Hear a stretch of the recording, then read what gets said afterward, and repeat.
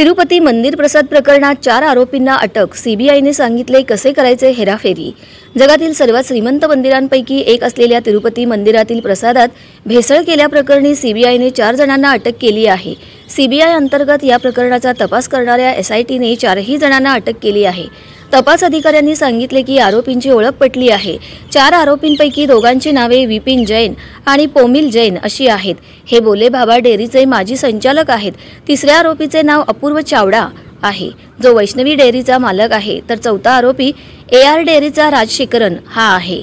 तुपाच्या पुरवठ्यात अनियमितता आढळल्यानंतर या चौघांना अटक करण्यात आली आहे. सीबीआयच्या तपासात वैष्णवी डेअरीच्या प्रतिनिधींना AR डेअरीच्या नावाने निविदा घेतल्याचे उघड झाले.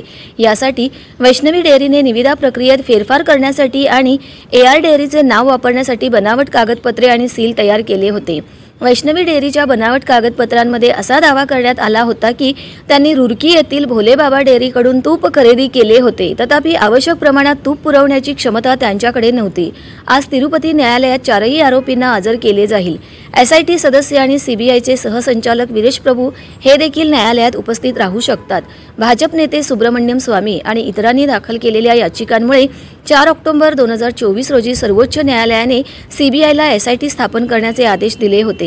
गेल्या वर्षी नोव्हेंबरमध्ये सीबीआयने 5 जणांची एसआयटी स्थापन केली होती. एसआयटी टीममध्ये 2 सीबीआय अधिकारी, 2 आंध्र पोलीस अधिकारी आणि 1 FSSAI हे अधिकारी होते.